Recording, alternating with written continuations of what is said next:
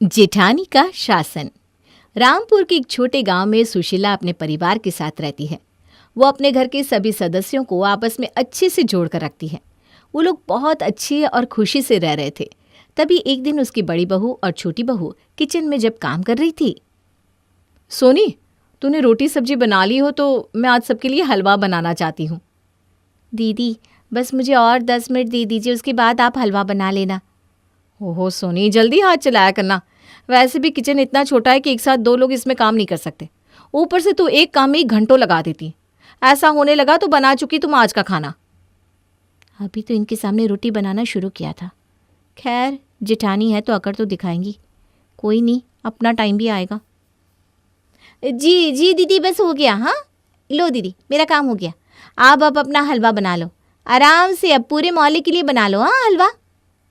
विमला गर्मी में पसीने में भीगते हुए हलवा बनाती है और बाद में जिठानी और देवरानी मिलकर पूरे परिवार को खाना खिलाती है। लेकिन रात में विमला कमल से घर बदलने के लिए कहती है। सुनो ना, मुझे लगता है अब हम लोगों को ये घर बदल देना चाहिए और एक बड़ा घर लेकर उसमें रहना चाहिए। अब तो आप भी अच्छा कमा रहे हैं तो बड़े से घर में रहते हैं ना। क्यों भाई, अचानक तुमको क्या हो गया? इस घर में क्या दिक्कत है? और ऐसे घर लेना कोई खिलौने लेना जितना आसान नहीं है। आप लोग तो सुबह ऑफिस चले जाते हो, हम लोग उस छोटे से किचन में कैसे काम करते हैं आपको क्या पता।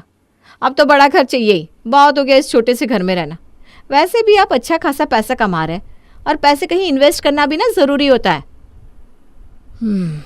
ठीक कह रही हो तुम। वैसे भी मेरा बिजनेस अच्छा चल रहा है। अब हम लोग नया घर ले सकते हैं। मैं कल ही माँ से बात करके देखता हूँ वो क्या कहती है। थैंक यू जी, ये हुई ना बात। अब हम अपने घर में रहेंगे। कमल अगले दिन सुशीला से बात करता है। अरे तू ये क्या कह रहा है? अभी क्या ज़रूरत है नया घर की? इस घर को क्या हुआ है भला? इस घर में तुम सबके बचपन की यादें हैं और तू चाहता है कि मैं इस घर को छोड़ दूँ? लेकिन माँ मेरी बात तो सुनो। अरे मैं किसी की कोई बात नहीं सुनने वाली। ये घर छोड़कर हम कहीं नहीं जाएंगे। माँ जी, आपको रहना है इस घर में तो रहो, लेकिन ये तो नया घर लेंगे ही लेंगे। और अगर आप नहीं गए तो हम दोनों ही नए घर में चले जाएंगे। अब आप सोच लो क्या करना है। अरे बहू, इस उम्र में बेटे से अलग कहाँ रहेंगे हम? ठीक है, तुम्हें जो ठीक लगे वो करो। हम सब तुम्हारे साथ नए घर में चलेंगे बस। ये हुई ना बात। कमल अच्छा घर देखने में लग जाता है और कुछ दिन बाद ही एक अच्छा बंगला खरीदकर फैमिली के साथ उसमें शिफ्ट हो जाता है। माँ जी, आपने देखा ये बंगला हमारे उस पुराने घर से कितना बड़ा है। अब हम सब इसमें मज़े से रहेंगे। अब मैं भी कह पाऊंगी कि ये मेरा अपना घर है। हाँ दीदी, इसका किचन भी ना बहुत बड़ा है। अब हम लोग एक साथ खाना बना पाएंगे। जगह ही जगह है यहाँ तो। एक साथ? अब तो तू खाना बनाएगी सोनी, क्योंकि मैं तेरी जेठानी हूँ और तेरे होते हुए मुझे काम करने की क्या ज़रूरत। अब तो तू ही पूरा काम देख किचन का। मैं तो अब अपने घर को सजाने में बिजी रहूँगी। लेकिन दीदी, मैं अकेले कैसे करूँगी? थोड़ी मदद आप भी करा देना। ओहो, देखो तो ज़रा, कल की आई देवरानी मुझे ऑर्डर दे रही है। भूल मत, तेरी जेठानी हूँ मैं। जो मैं कहूँगी अब इस घर में वही होगा, क्योंकि अब ये घर मेरा है। मेरा मतलब वो नहीं था दीदी, आप गलत समझ रही हैं। अगर मैं गलत भी हूँ ना तो तुझसे कुछ सीखने की ज़रूरत नहीं है मुझे। मैं खुद इतनी काबिल हूँ। अब ना ज़्यादा बहस मत कर, खाना बना। सोनी समझती थी कि विमला मजाक कर रही है और उसको हाँ हाँ करते हुए किचन में जाकर काम करने लगती है। ये घर मेरे पति के पैसों से लिया गया है तो मैं क्यों काम करूं? मैं इस घर में अपने हिसाब से रहूंगी और इस घर में अब मेरी ही चलेगी और अब मैं सबको अपनी उंगली पे नचाऊंगी। तभी सुशीला बहुत सारे कपड़े लेकर सोनी के पास जाती है। बहू, ये लो मेरे कुछ कपड़े, इन्हें धो देना और अच्छे से धोना इस बार। ठीक है माँ जी, मैं अभी कर देती हूँ। बहू, सबसे पहले इन कपड़ों को ही धो वरना सूखेंगे नहीं। जी माँ जी, बस जा ही रही हूँ, बाकी काम बाद में करूँगी बस। सोनी कपड़े वॉशिंग मशीन में डालकर धोने लगती है। इतने में वहाँ विमला आ जाती है और गुस्से में कहती है, सोनी है ये क्या कर रही है?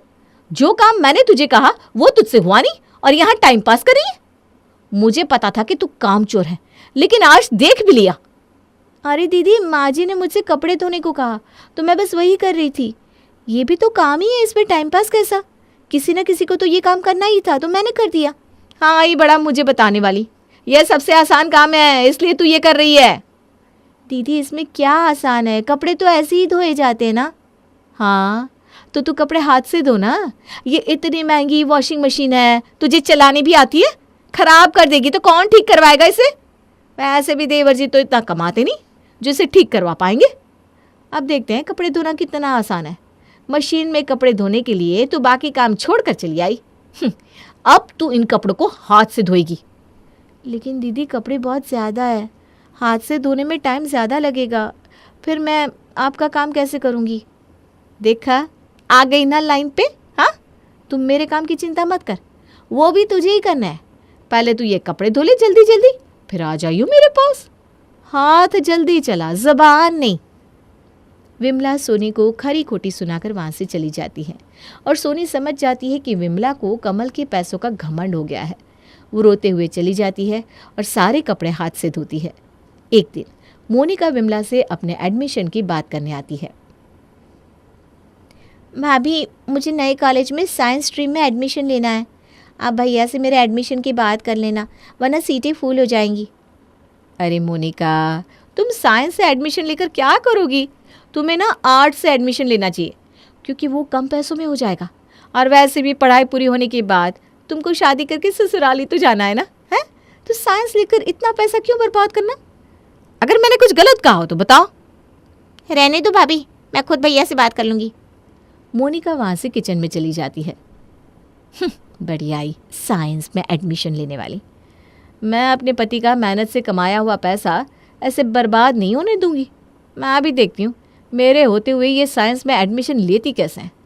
इस घर में वही होगा जो मैं कहूँगी। मोनिका किचन में रोते हुए सारी बात सोनी को बताती है। फिर वो दोनों सुशीला के पास जाते हैं। अरे आज तुम दोनों ननद भाभी मिलकर मेरे पास आई हो, क्या बात है? सब ठीक है ना? मम्मी ये बता, क्या ये घर सिर्फ बड़ी भाभी का ही है? वो हर बात का फैसला क्यों करती हैं? नहीं मोनिका, ये घर हम सब का है, लेकिन तुम ऐसा क्यों पूछ रही हो? बात क्या है, बताओ मुझे। माँ जी, मैंने आपको बताया नहीं, पर जब से विमला दीदी इस बंगले में आई है, हमेशा हर चीज़ में रोक टोक करती हैं और ऐसे दिखाती है जैसे हम सब उनकी कमाई खा रहे हैं। आज तो उन्होंने हद ही कर दी। मोनिका को साइंस स्ट्रीम में एडमिशन लेने से मना कर दिया, क्योंकि उन्हें लग रहा है कि साइंस स्ट्रीम लेने से मोनिका बस उनके पैसे बर्बाद कर रही है। हाय राम, ये तुम क्या कह रही हो बहू? विमला ऐसी नहीं है, वो तो बहुत समझदार है और घर को चलाना अच्छे से जानती है। वैसे भी उसका पति ज़्यादा कमाता है तो वो थोड़ा हक जमाती है बस। लेकिन इसका मतलब ये नहीं कि वो मोनिका या तुम्हारे बारे में गलत सोचती है। नहीं मम्मी, बड़ी भाभी घर को नहीं, हम सब पर हुक्म चलाना अच्छे से जानती है। आपने खुद देखा होगा कि इस घर में कोई भी फैसला होता है, चाहे घर से बाहर का या घर का, केवल बड़ी भाभी की ही बात मानी जाती है और किसी की नहीं। ऐसा क्यों है? क्या हमारी राय ज़रूरी नहीं है? माँ जी, मुझे लगता है कि विमला दीदी को पैसों का घमंड आ गया है और ये हमारे परिवार की एकता के लिए सही नहीं है।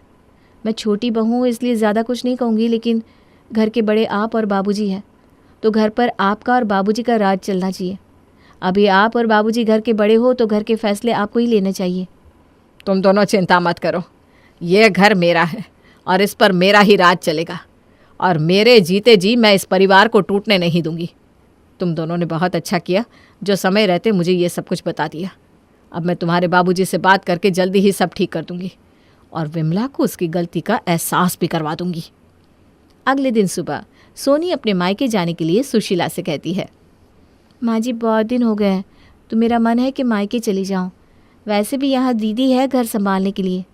हाँ हाँ ठीक है, चली जाओ, इसमें इतना क्या सोचना, भला आराम से आना। हाँ बेटा। ये सब विमला भी सुन रही थी। वो भागते हुए सोनी के पास आती है। सोनी, तुम अपने मायके नहीं जा सकती। अगर तुम चली गई तो इस घर का काम कौन करेगा? और अभी कुछ दिन पहले भी तो तुम गई थी ना। ऐसे बार बार जाना थोड़ी ना अच्छा लगता है। अब तुम ससुराल वाली हो तो कुछ सोच समझ कर बोला करो। काम कौन करेगा? तुम करोगी विमला, और कौन करेगा? सोनी, तुम अपने मायके जा सकती हो, मेरी परमिशन है तुमको। और विमला, तुम कब से सबको बताने लगी कि कौन कब जाएगा कब नहीं? अरे माँ जी, आप ये ऐसे बात क्यों कर रही हैं? क्यों विमला? जब तुम अपने छोटों से चिल्लाकर बात करती हो तो मैं भी तुमसे वैसे ही बात करूंगी ना। और ये मेरा घर है, इस घर का हर फैसला मैं लूंगी, तुम नहीं, समझी? तुम अपना हुक्म चलाना बंद करो। अभी इस घर में मैं बड़ी हूँ। विमला सुशीला से कुछ नहीं कहती, चुपचाप वहाँ से अपने रूम में चली जाती है। ये अचानक माँ जी को क्या हो गया? पहले तो कभी उन्होंने मुझसे ऐसे बात नहीं की। लगता है ज़रूर कोई बात है जो मुझसे छुपाई जा रही है। इसका पता तो मुझे लगाना ही होगा। दूसरी तरफ आज विमला की अकल ठिकाने आ गई होगी। बहुत हुक्म चलाती है। अब मैं बताती हूँ कि हुक्म कैसे चलाया जाता है। आई बड़ी हुक्म चलाने वाली। अगले दिन शाम को खाना खाते हुए रवि और कमल आपस में बात कर रहे थे। हाँ बोलो रवि, क्या पूछना था तुमको? भैया, एक कंपनी है जिसमें मैं इन्वेस्टमेंट करना चाहता हूँ, लेकिन मुझे समझ में नहीं आ रहा। आप बताओ ना, इस कंपनी में मुझे इन्वेस्ट करना चाहिए या नहीं?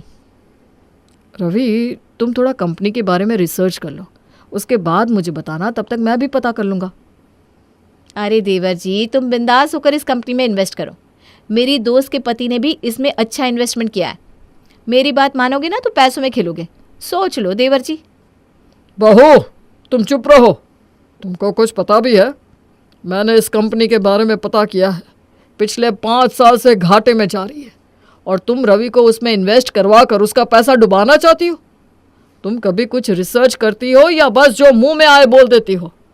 घर तक तो ठीक है, लेकिन बिजनेस के मामले में टांग मत अड़ाना। जिस चीज़ के बारे में पता नहीं उसका ज्ञान मत दिया करो। सॉरी बाबूजी, मुझे जो पता था मैंने बस वही बताया। और आप मुझसे ये कैसे बात कर रहे हैं? इससे पहले तो आपने कभी भी मुझसे ऐसे बात नहीं की। मैं इस घर का सबसे बड़ा हूँ और मैं ऐसे ही बात करूँगा।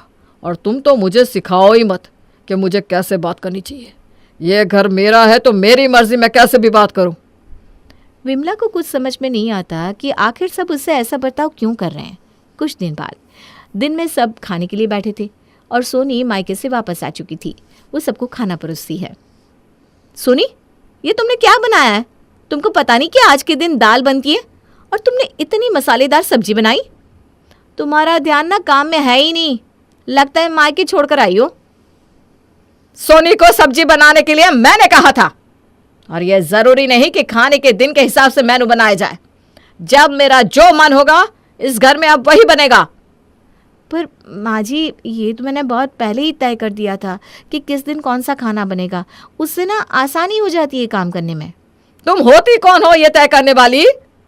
बहुत दिन से देख रही हूं, जब से तुम इस बंगले में आई हो सबको हुक्म देकर अपना राज चलाने लगी हो। तुम्हारे पति के पैसे से ये बंगला लिया गया है और वो इस घर में सबसे ज्यादा कमाता है, पर इसका मतलब यह नहीं कि इस घर पर तुम्हारा राज चलेगा, समझी? तुम्हारा पति होने से पहले वो मेरा बेटा है। अरे लेकिन माँ जी। कमल मेरा बेटा है। इसके पापा ने और मैंने मिलकर उसको इतना काबिल बनाया जहां पर आज वो है, समझी? और इस घर में सबको अपनी मर्जी से काम करने का अधिकार है और हर फैसले में सबकी राय ली जाएगी, लेकिन आखिरी फैसला हमेशा तुम्हारे बाबूजी का ही रहेगा। ये सब सुनकर विमला को अपनी गलती का एहसास होता है और वो सुशीला से कहती है, मुझे माफ़ कर दीजिए माँ जी। आज मुझे समझ में आ गया कि आप और बाबूजी मुझसे पिछले कुछ दिनों से नाराज़ क्यों थे। मैं अपने किए पर बहुत शर्मिंदा हूँ और आपसे अपने गलत व्यवहार के लिए माफ़ी मांगती हूँ। इस घर में हमेशा आपका और बाबूजी का फैसला ही माना जाएगा। देखो बहू, अपनी बात रखने का अधिकार सबको है, लेकिन सिर्फ ये समझना कि तुम्हारे पति के पैसे से घर चल रहा है, ये सोचकर अपनी मनमानी करने लगना और छोटों की बेइज्जती करना तो गलत बात है। इसलिए आगे से कभी भी ऐसा मत करना। मैंने और तुम्हारे बाबूजी ने तुम्हें सबक सिखाने के लिए ही ये सब किया है, ताकि तुम्हें समझ में आ जाए कि घर में सबकी अपनी एक पहचान होती है। सिर्फ घर के एक सदस्य से परिवार नहीं बनता, बल्कि घर के सभी सदस्यों को मिलाकर एक परिवार बनता है। मैं समझ गई माँ जी, आगे से कभी कोई गलती नहीं करूँगी और आप सबसे अपने किए के लिए माफ़ी मांगती हूँ। मोनिका और सोनी, तुम लोग भी मुझे माफ़ कर देना। मैंने तुम लोगों के साथ भी बहुत गलत किया है। माँ, अब तो मैं साइंस स्ट्रीम में एडमिशन ले सकती हूँ ना? हाँ बेटा, तुझे जो पढ़ना है पढ़ ले, कोई नहीं रोकेगा तुझे। जी माँ जी। और मोनिका, तुम साइंस स्ट्रीम से पढ़ना चाहती हो ना? मैं खुद तुम्हारा एडमिशन साइंस में करवाऊँगी। मेरी एक ही तो प्यारी ननद है, उसके मन की भी तो होनी चाहिए ना। थैंक यू सो मच भाभी। अब विमला अपने परिवार के साथ मिलकर खुशी से रहने लगती है। ये देखकर सोनी और सुशीला बहुत खुश होते हैं और राम प्रसाद अब अपनी दोनों बहुओं की खूब तारीफ करते हैं। महक की शादी रोहन से होती है। रोहन माँ बाप का इकलौता बेटा होता है, लेकिन फिर किसी कारण से रोहन की मौत हो जाती है। बेटा महक, तेरे आगे इतनी बड़ी जिंदगी है, फिर बच्चों की भी जिम्मेदारी। तू कोई काम कर ले। मैं तो कहती हूँ रोहन के ऑफिस में ही बात कर ले, शायद तेरे लिए कोई काम निकल आए। हाँ माँ जी, मैं भी यही सोच रही थी, लेकिन कैसे बात करूं, किससे बात करूं, कुछ समझ में नहीं आ रहा। अब वो क्या नाम था रोहन का जो दोस्त हुआ करता था, पहले तो बड़ा आता था हमारे घर। राकेश की बात कर रहे हैं? पर वो तो रोहन के बाद से कभी आया ही नहीं, पता नहीं कहाँ है वो। आया था, एक नहीं कई बार आया था, लेकिन मैंने बाहर से ही भेज दिया। घर के अंदर झांकता रहता था, मुझे ठीक नहीं लगा। अरे आपको तो पता नहीं क्या ठीक लगता है और क्या नहीं। उसका नंबर है मेरे पास, मैं आज ही फोन करती हूँ। सास राकेश को फोन लगाती है और शाम को घर आने का न्योता दे देती है। अरे आंटी, ओहो भाग्य हमारे कि आपने घर बुलाया। मैं तो कई बार आया, लास्ट टाइम तो अंकल से मुलाकात भी हो गई थी। हाँ, वो हम लोगों को निकलना था ना कहीं उस वक्त। अरे छोड़ो ना बेटा, बोलो क्या लोगे? आपकी बहू। क्या बकवास कर रहे हो राकेश? अरे मेरा मतलब ये है कि आपकी बहू कहाँ है? भाभी जी के हाथ की चाय की बस एक प्याली मिल जाती तो। महक चाय लेकर आती है, लेकिन वो जैसे ही राकेश की ओर देखती है उसे राकेश पसंद नहीं आता। वो अंदर जाने को होती है कि अरे भाभी जी कहाँ जा रही हैं? बैठिए तो सबके साथ। जी नहीं, बच्चों को खाना खिला रही हूँ, आप माँ जी से बात करें ना। अंदर जाने के बाद सास कहती है, अरे बेटा राकेश, वो क्या है ना, वैसे तो तेरे अंकल जी की पेंशन आती है, साथ ही ऊपर 2 मंजिल मकान से किराया भी, तो हम लोगों का तो अच्छा चल जाता है। लेकिन महक, उनकी चिंता आप न करें आंटी, आदेश दें बस आप तो। देखो भाग्यवान, रहने दो, कोई बात नहीं, मैनेज हो जाएगा। अरे क्या मैनेज हो जाएगा अंकल, हमें भी बता दें। आप चुप रहिए जी। अब वो क्या है ना राकेश, तुझे तो पता है कि रोहन के 2 बच्चे हैं, उनकी पढ़ाई लिखाई का खर्चा बहुत है। हम ये चाह रहे थे कि रोहन के ऑफिस में महक को भी अगर कोई काम मिल जाता तो। क्यों नहीं आंटी जी, मैं हूं ना, मैं बात कर लेता हूँ। वैसे तो आप हाँ ही समझिए। महक भाभी को बोल देना कि कल तैयार रहें मेरे साथ ऑफिस चलने के लिए, मैं मालिकों से मिलवा दूंगा उन्हें। महक अंदर से सब सुन रही थी। अच्छा आंटी जी, तो चलता हूँ, कल आ जाऊंगा। अच्छा भाभी जी, तैयार रहिएगा कल। राकेश तो चला जाता है, लेकिन ससुर सास पर बरस पड़ते हैं। मुझे ये आदमी एक पैसे का पसंद नहीं है। तुम इसे बोल दो कि हमें कहीं नहीं करवानी बहू से कोई नौकरी। अरे क्यों नहीं करवानी? सारा पैसा मैं इसके बच्चे और इसी पर उड़ा दूंगी, तो मेरी बेटी को क्या दूंगी? जरूरत क्या है तुम्हारी बेटी को तुम्हारे पैसे की? अरे वो तो पहले ही बड़े पैसे वाले घर की बहू है। अपनी बहू की सोचो जो अब तुम्हारी बेटी जैसी है। बच्चे रोहन की आखिरी निशानी है।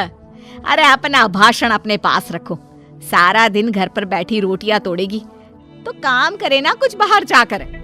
बहू सब सुन रही होती है। वो अगली सुबह बिना मन के तैयार तो हो जाती है, लेकिन जैसे ही राकेश आता है, क्या बात है भाभी जी, रेडी हैं? तो फिर चले डेट पर, मतलब इंटरव्यू पर। महक सामने आती है कि सामने ससुर जी खड़े होते हैं। हाँ महक बेटा, आओ चलते हैं, मैं भी चल रहा हूँ। ससुर को तैयार देखकर राकेश का चेहरा बन जाता है। अंकल जी, आप परेशान हो जाएंगे। अरे रहने दीजिए ना, धूप भी बहुत है। वैसे भी स्कूटर में तो 2 लोग ही बैठ सकते हैं ना। तो तुम चलो, मैं बहू के साथ अपनी कार से आ जाता हूँ। महक ससुर जी को देखकर खुश हो जाती है, उसे शांति हो जाती है। वो लोग रोहन के ऑफिस जाते हैं, जहाँ बॉस कहते हैं, नमस्ते अंकल। नमस्ते महक, कैसे हैं आप लोग? रोहन का सुनकर बहुत दुख हुआ अंकल, वैसे कैसे आना हुआ? बेटा, क्या हमारी बहू के लिए तुम्हारी ऑफिस में कोई काम मिल सकता है? हमने राकेश से इसी सिलसिले में तुमसे बात करने को कहा था। उसी के कहने पर हम दोनों तुमसे मिलने आए हैं। राकेश ने तो कोई बात नहीं की। ऊपर से उसने तो आज की छुट्टी ले रखी है, ऑफिस में नहीं आया। बोल रहा था जरूरी काम से जाना है। महक और ससुर एक दूसरे को देखने लगते हैं। वैसे महक, क्या किया है आपने? इंग्लिश कैसी है आपकी? महक बॉस से अपनी पढ़ाई लिखाई और क्वालिफिकेशन के बारे में सब कुछ बताती है। ग्रेट, आपके लिए काम तो है लेकिन ऑफिस में नहीं। सर, मेरे बच्चे छोटे हैं, मैं फील्ड में काम नहीं कर सकती हूँ। मतलब वो काम घर से करना है, घर से रहकर बच्चे भी देखें और घर भी देखें, लेकिन हाँ, काम जरूर से करें। वो काम डाटा एंट्री का है, तो जब भी वक्त मिले काम करें, और इसके हम आपको अच्छे पैसे भी देंगे। महक बॉस की बात सुनकर खुश हो जाती है, उन्हें थैंक्स बोलकर घर आ जाती है। किसके साथ भेज रही थी तुम महक को? अरे वो कमीना, उसने तो ऑफिस से छुट्टी ले रखी थी, बात भी नहीं की थी उसने बॉस से बहू के काम के लिए। वो तो अच्छा हुआ कि मैं साथ में चला गया। हाँ, ठीक है, नौकरी मिल गई ना, इतना ही काफी है। समय बीतता है और एक दिन फिर दरवाजे पर दस्तक होती है। घर पर कोई नहीं था। महक दरवाजा खोलती है, देखती है तो सामने है राकेश। नमस्ते भाभी जी। नमस्ते, घर पर कोई नहीं है, आप कल आइएगा। अरे कैसी बात कर रही हैं भाभी जी, हम तो आपकी मदद के लिए आए हैं। वो क्या है ना, अंकल जी का फोन आया था कि आपको किसी मदद की जरूरत है। महक को आश्चर्य होता है कि उसके ससुर ने राकेश को फोन क्यों किया। वो ससुर जी को फोन करती है लेकिन फोन नहीं लगता।